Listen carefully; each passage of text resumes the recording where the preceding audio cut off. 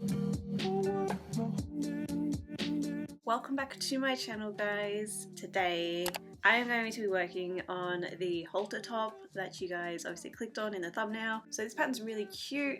I think the hardest part of it is actually just maybe the duplicate stitch on it. I really love it. I haven't made a halter top yet, so I thought it'd be really cute to do something like this, and this is inspired by like 70s sort of vibes. I was really just loving 70s like flares and the patterns and all of that stuff, so that's what inspired this piece. So I've made, I'll show you guys this one. This is one with daisies, and you can sort of see it's that and then that's like the halter. I'm not going to put it on now, it's too cold, but I'll put it on at the end of this video so you guys can see how it looks. And then I've got this one with the 70s sort of wave on it, which I think is really cute. So today I'm going to be working this one up so that you guys can see. It's got all dog fur on it, Ash's fur on it. Yeah, I think it's a pretty simple design, but I'll get into that in the video, so let's just go to the video. Yeah, so like I said before, this is actually a pretty easy piece. I think the hardest part might just be trying to understand how it's constructed. So it's worked from the bottom up and it's worked flat. So I've just worked it on circular needles just because I wanted to accommodate all of the extra stitches, but I always work with circular needles with everything anyway, so yeah, that's really nothing new. Yeah, couch knitting is essentially my favourite kind of knitting, to be honest. Like, I feel like if you're watching TV, I have to be knitting or something. Oh, I've been watching, so I'll rewatch the OC. I don't know if anyone else has been watching like the OC or if they've seen it, but I rewatched it, and the last time I saw it was, I think, when it came out, and just watching it again, I'm sort of like, this is like crazy. Like, I remember everyone being in love with Seth and everyone loving Seth, and now that I've watched it again, I'm like, Seth was like a real douchebag, and it was just like, anyway, I'm Team Ryan, if there is a Team Ryan.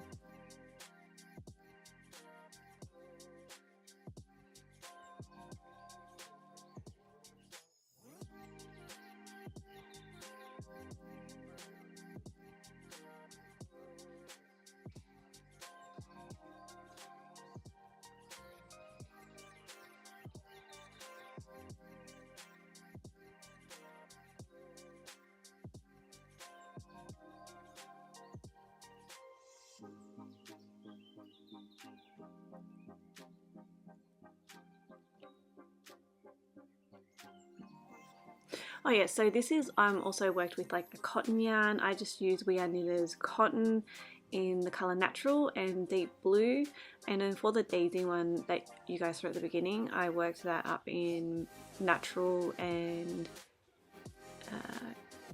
Canyon Rose colour. Yes, I'm pretty sure that's it.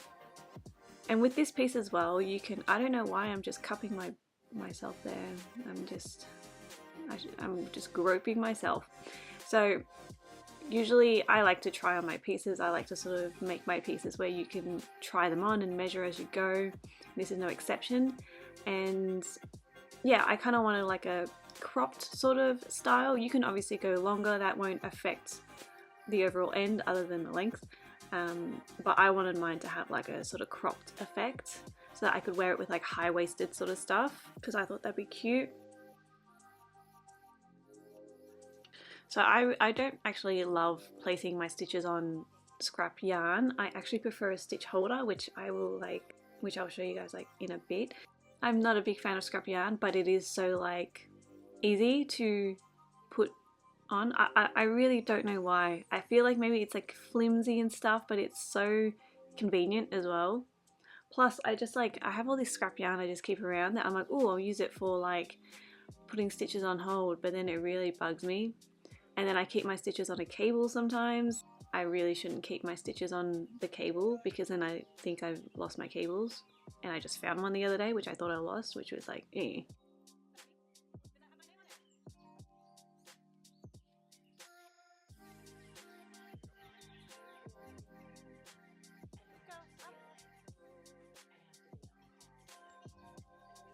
Ash clearly does not have enough places to sit and lie down and chill, and she has to lie down on every spot on the couch. I don't even know.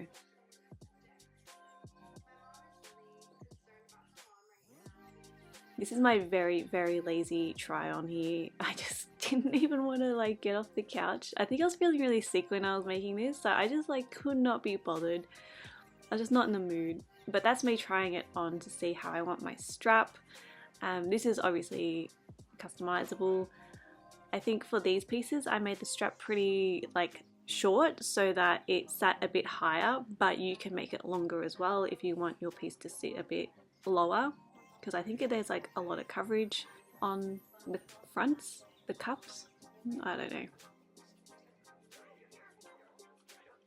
So sometimes people ask me how long it takes to like knit something or the amount of hours. I actually don't know, because usually when I'm knitting something I'm trying to film it as well as design it, so I actually can't figure it out. But something like this, I honestly don't think it'll take too long. Like I reckon you could do it in a weekend and then give yourself an extra, you know, month for duplicate stitching. Like that's how long it took me to finish the duplicate stitches. I don't know.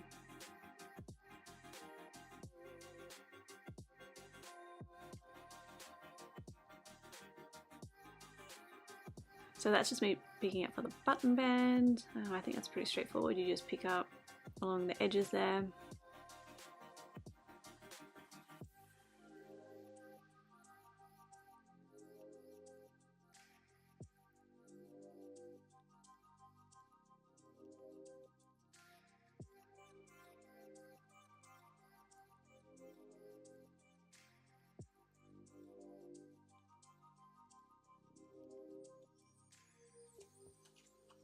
Pretty gal. Fix your face.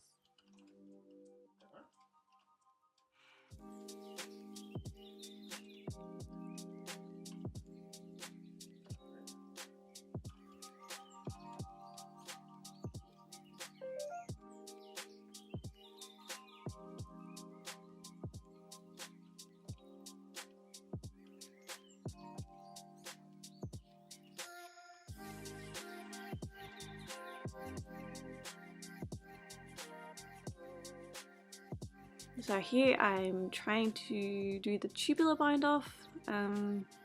Yeah, I actually really don't mind this bind off. I used to be of that mindset where you have to sort of knit everything, including the bind off. So if I'm gonna bind off, I'm gonna like knit the bind off with my needles. But since I've like discovered this tubular bind off for ribbing, I actually really enjoy it. There's something really therapeutic about it, and it's like once you get in the flow and you get the pattern and the motion of it, it's kind of like really chill and relaxing. And I'm always like trying to find new things to do with my patterns, like trying to learn new things. So this isn't exactly new, but yeah, I think it creates like a really nice sort of edging.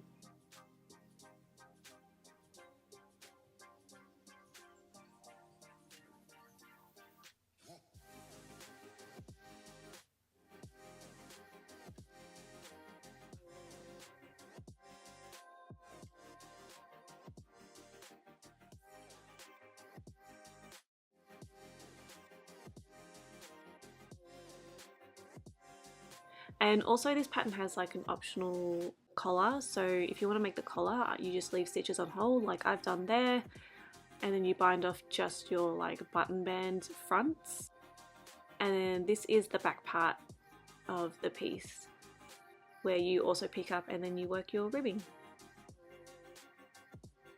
And then I was also doing some I think I'm trying to find the camera there. Yeah, I'm also doing the tubular bind off there as well.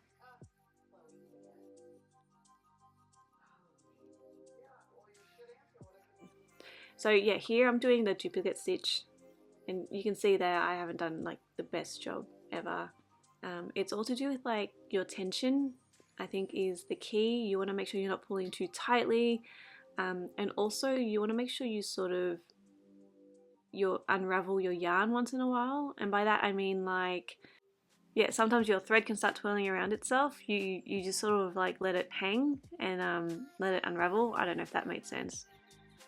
Yeah, the reason why I did duplicate stitch on this as well was mostly because it's a summer piece, so I didn't want to have to carry yarn throughout the whole thing, because I thought that would like add all this extra layers onto it.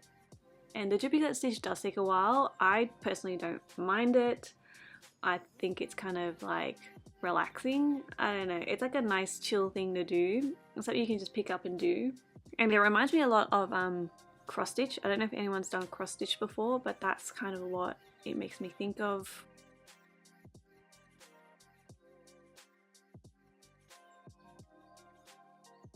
Yeah, also try not to make a mistake with duplicate stitch, because yeah, unraveling it is a real pain in the butt.